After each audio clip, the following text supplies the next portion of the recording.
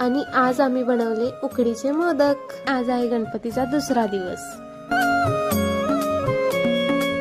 देवा तुझ्याच साठी उघडून दार, वाट पाहून झाली फार।